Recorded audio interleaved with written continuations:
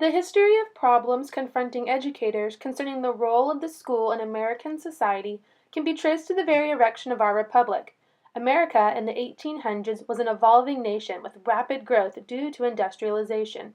This newly formed nation was profoundly affected by an enthusiasm for social reform predicated on the belief that both individuals and society could be improved. Among the many reforms was an educational reform promoting common schools. This notion of mass schooling for all faced many challenges, and we can attribute much of its success to Horace Mann. Horace Mann was born in 1796 in Massachusetts on a family farm to a family of minimal resources. Raised Calvinist, he later became a Unitarian. Mann graduated from Brown University, practiced law, and in 1827 was elected into the Massachusetts state legislature, where he began his push for common schools. In 1837, he was named the first secretary of the Massachusetts Board of Education. Faced with several problems in promoting common schools, Mann embraced them with enthusiasm. How could he bridge the gap between the conservative and wealthy large landholding group and the small landholding and non-property lower economic groups? What should be the moral foundations of a public educational philosophy in a religiously diverse society? Who would support this free mass education?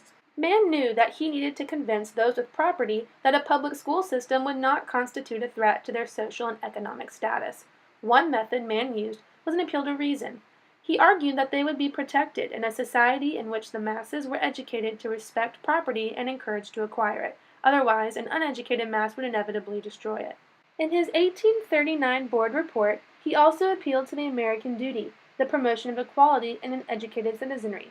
He said, "It would indeed be most lamentable and self-contradictory if, with all our institutions devised and prepared on the hypothesis of common intelligence and virtue, we should rear a class of children to be set apart, and as it were dedicated to ignorance and vice." Another method was to demonstrate the benefits of education in worker productivity. In the course of a year, he gained information from businessmen with large workforces to determine the difference in productive ability between those privileged with a common school education and those who had not.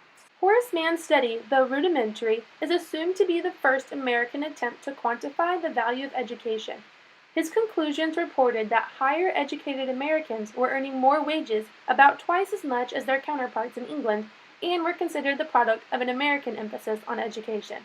He also concluded primary education raised productivity by about 50%. Mann also dealt with hostility from religious groups, mainly those of Calvinism. With the homogeneous population, Massachusetts' predominating theology was Calvinism, which saturated the educational process. Calvinists believed that an authoritarian form of education to promote the Calvinist theology. The church school was the only type of school the state had ever known. With increasing religious and political diversity and the pressure to reform education, Massachusetts passed the Act of 1827, which forbade school districts to purchase books that favored any particular theological view. This law, which was reaffirmed by Mann while in the Senate in 1835, received opposition from the Calvinists. Mann came to the problem that there were no Christian religious books that did not promote a sect. Otherwise, a committee would have voted one in because most citizens in Massachusetts visualized the central purpose of education to be the inculcation of Christian morality. In order to appease all sects, Mann devised a notion of common Christianity, or natural religion, which sought to teach only the common morals upon which the varying Protestant sects agreed. After publishing his ideas in the Common School Journal, criticisms arose, and Mann answered them satisfactorily to gain the support from the general public. A popular argument was with Reverend Matthew Hale Smith, the minister of Boston's Church and Society of Pilgrims.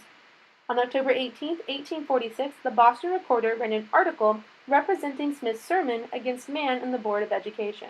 Smith accused Mann and the board for trying to remove the Bible and all religious instruction in common schools, to remove the rod as a form of maintaining discipline, and to make the common schools counterpoise to religious instruction at the home and in the Sabbath schools. He argued that Mann disseminated crude and destructive principles, and that the common school library refused to accept any Christian-related books, but instead adopted ones that promoted heresy.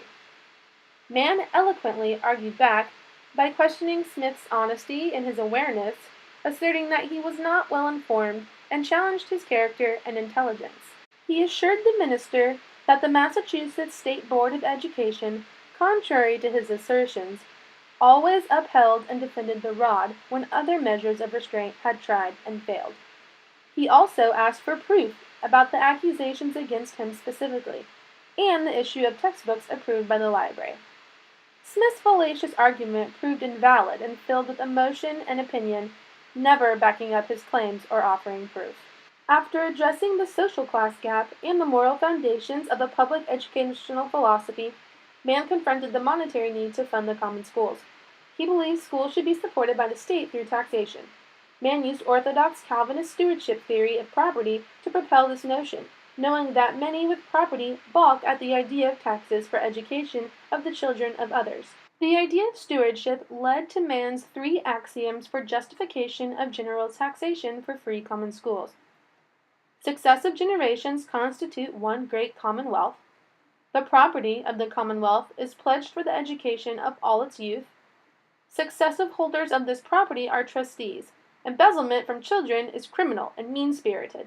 Horace Mann, a person of humble origins and originally a lawyer, ended up diving headfirst into the educational arena, faced with several problems he eagerly sought to remedy. He developed ideas to bridge social gaps, to include morals commonly agreed by all religious groups in schools, and to persuade the public to support taxation for common schools free to all children. Under Horace Mann's leadership, Massachusetts is generally credited with being the first state to establish and maintain a system of free public schools.